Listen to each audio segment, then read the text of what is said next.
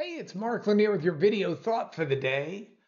Well, as we bring this week to the close, I wanted to tell you the story of a fella. This fella had an inauspicious start.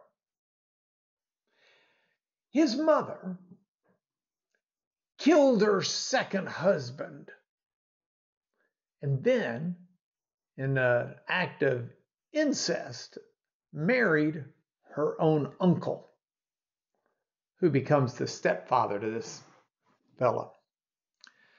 Now, if that's not enough, the mother and uncle, now husband and wife, set up a marriage between this fella and his stepsister, all while he's like 15 years old. He gets married. Now, this is not the end of it.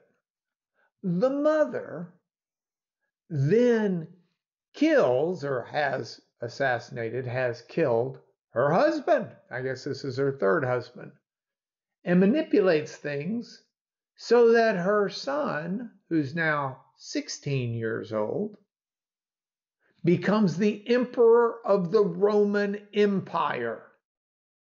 We know him by his name, Nero. So Nero, at the age of 16, becomes emperor, and it takes a couple of years before his character really sets in. At first, he's a pretty good lover of poetry, sets up poetry contests, athletic contests, theater, big theater guy. Started thinking he was pretty good at that stuff himself. In fact, I actually thought about abdicating the throne so that he could pursue his love of poetry and theater. Though I'm sure if he was no longer Roman emperor, he might not get the standing ovations he got while he was Roman emperor. But we'll never know, because instead he stayed in the job, if you will, of being Roman emperor. And his brutality by the age of 21 had become pretty clear. He had his mom assassinated. I guess it's a family trait. Then his wife had her killed 3 years later.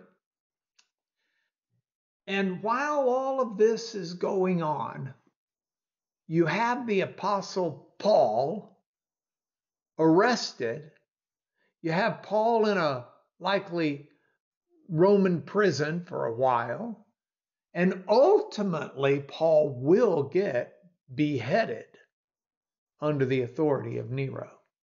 And yet, Paul writes a letter to his protege, a boy called, or a young man called Timothy. And in that letter, in the second chapter, Paul instructs Timothy and says that supplications and prayers and intercessions and thanksgiving need to be made for all people, including all kings, including people in high position, all people in high position.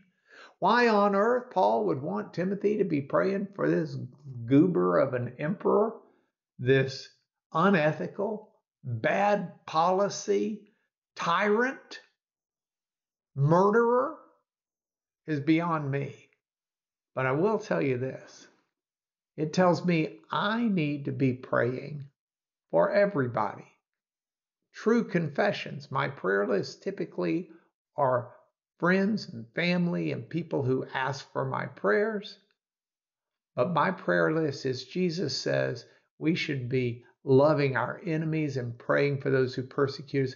We should be praying for everyone, whether we like them, agree with them, or not. Because the goal in this life is to see God reign on high in the hearts of everybody. And that's your video thought going into the weekend.